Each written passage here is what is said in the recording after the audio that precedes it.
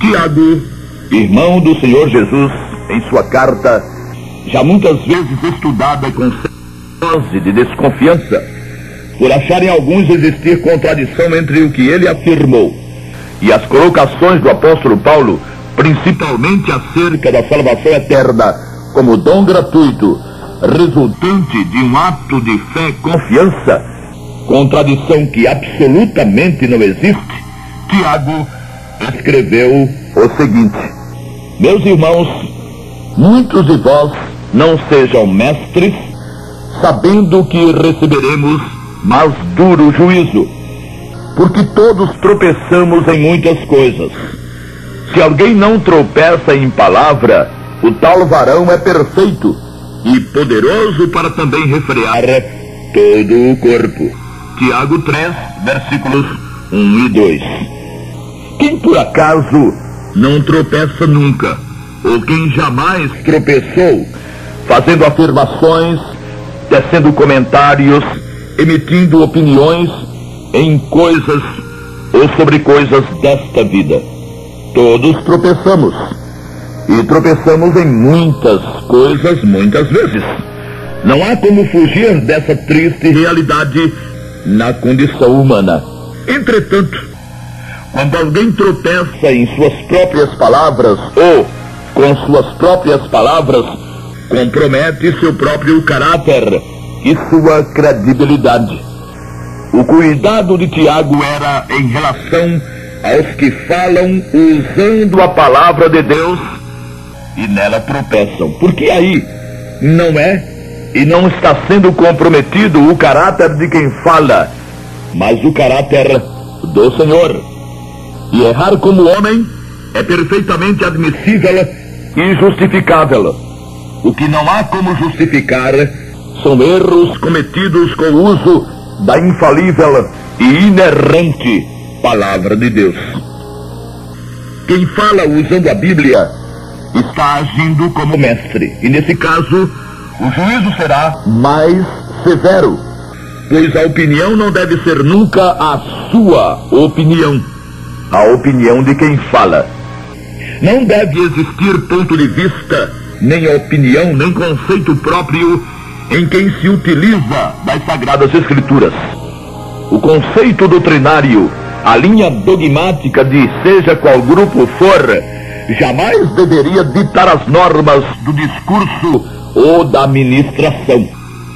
Quando a palavra de Deus é mencionada, o que se diz deve ser ipsis literis, ou, ao pé da letra, aquilo que está escrito.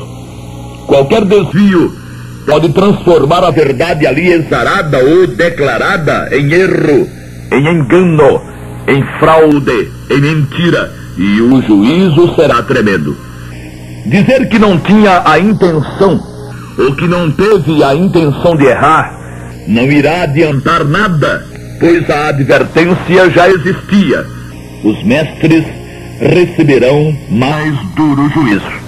Em tempo, e a propósito disso, temos conosco o jornal Mensageiro da Paz, editado pela CPAD, número de julho de 98, página 13, onde se lê a matéria do pastor Gesiel Padilha, bacharel em teologia e professor de Novo Testamento e de teologia sistemática. Matéria, aliás, de uma profunda lucidez e de uma responsabilidade com a verdade poucas vezes vista. Escreveu o pastor Gesiel, abre aspas: podemos afirmar, sem margem de erros, que a imperícia hermenêutica e a forma separatista com que eu e a minha denominação interpretamos tem sido o princípio causador desses paradoxos. Alguns pregadores, continua o pastor Gesiel no Mensageiro da Paz, por não observarem este princípio, acabam criando neuróticos, indecisos e supersticiosos na casa de Deus, ao invés de em suas homilias, introduzirem nos crentes uma formação madura. Divulgam uma mensagem que vende um céu em troca de costumes rigorosos, em troca de opressão e sentimento de culpa, que não se coadunam com o ensino da palavra de Deus. Muitos pregadores têm ameaçado os crentes com uma mensagem negativa: não faça, não use, não mexa, e se tomar a ceia desta ou daquela maneira, vai para o inferno. Esses pregadores estão voltando para o catolicismo, condicionando a salvação a dogmas baratos.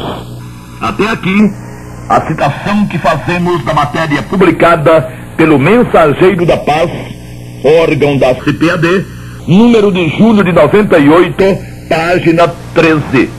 Matéria assinada pelo pastor Gesiel Padilha. Temos conosco o jornal citado. Esse cidadão, pelo menos na matéria que citamos, seguiu rigorosamente o conselho de Tiago, abrindo mão de afirmações vagas e vazias e abrindo mão também de chamar usos e costumes de doutrina, o que tem sido feito por Laodiceia largamente. O tamanho do vestido, o paletó e a gravata, o comer ou deixar de comer, nada disso tem nada a ver com a doutrina para a igreja. Esses são usos e costumes, alguns realmente necessários, outros completamente dispensáveis, mas nenhum deles constituindo a doutrina do Novo Testamento, que consiste na justificação pela fé, no perdão pelo sangue de Jesus, na adoção de filhos para os remidos, na imputação da justiça de Jesus ao pecador, na reconciliação com Deus, na redenção e em outros itens que compõem a doutrina da salvação eterna. Muitos mestres de Laodiceia, para manter suas ovelhas no cabresto, têm feito uma inversão de valores. Têm colocado lado a lado com o sangue de Jesus e já aí diminuem seu valor e sua eficácia, usos e costumes, como referiu o pastor Gesiel. As ameaças são constantes e terrificantes. Disse o pastor, o iluminado pastor, que esses pregadores estão voltando para um catolicismo, condicionando a salvação a dogmas baratos. Voltando para o catolicismo, porquanto o clero romano sempre pregou salvação pelas obras, e muitos segmentos religiosos mudaram apenas a roupa da velha mensagem da salvação pelas obras.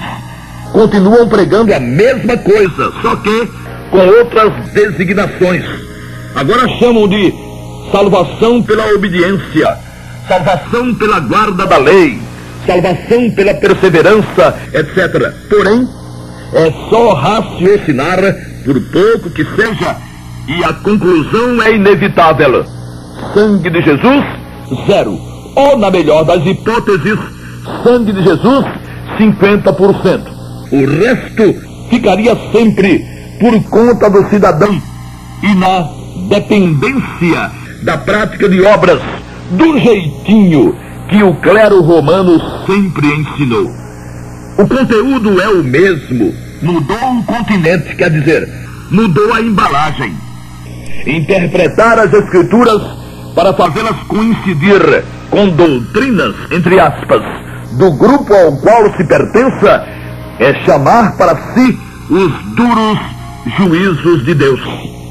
Por enquanto isso pode parecer não relevante, não está acontecendo juízo algum, por mais que desvios hermenêuticos e exegéticos sejam praticados, mas a que juízos Tiago fazia referência? Não era porventura aos juízos vindouros, lá em cima? Quem hoje prega o que seu movimento exige, anda recebendo elogios e não juízos. Porém, Quem hoje prega o que seu movimento exige, vai ter que justificar diante do Senhor Jesus os paradoxos, os sofismas, as adulterações e toda sorte de violência contra a bendita palavra de Deus. Ameaçar remidos, como afirmou o pastor Gesiel, com usos e costumes e com textos adulterados, não vai sair barato. Com Deus não se brinca.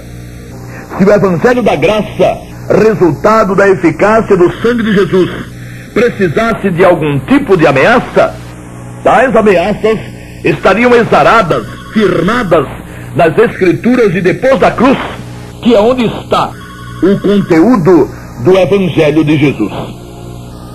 Não é possível, entretanto, encontrar nem mesmo a menor ameaça quanto à possibilidade de um só remido deixar de sê-lo jamais.